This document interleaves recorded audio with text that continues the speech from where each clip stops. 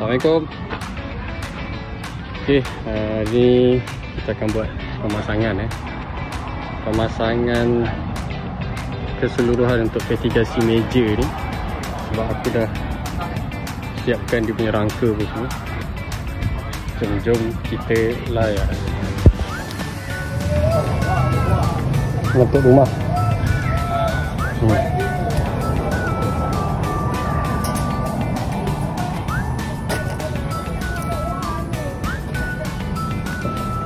Tak sana.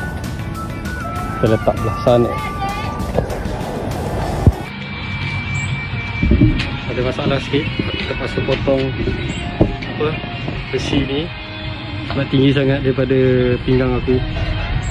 So potong dalam 12 inci.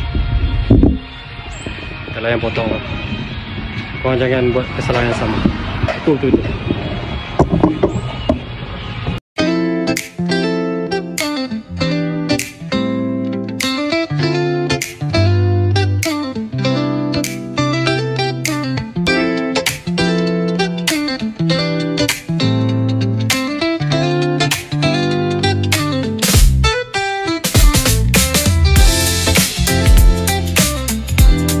Aku dah dapat solution daripada membazir yang kita potong tadi 12 inci yang ni.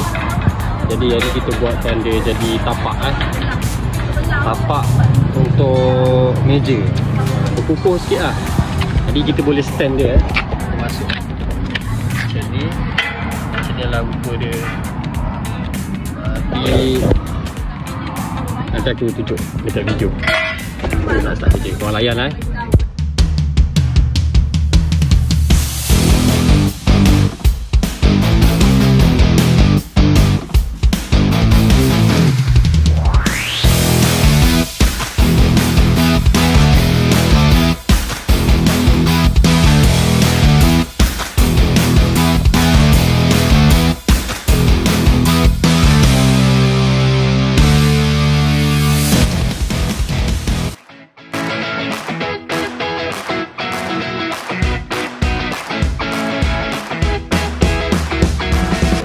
Okay, yang ini Kang untuk benten atau jarak antara rumah ni, tengok rumah ni kan 3.9 jarak dia. Kita pakai 3.9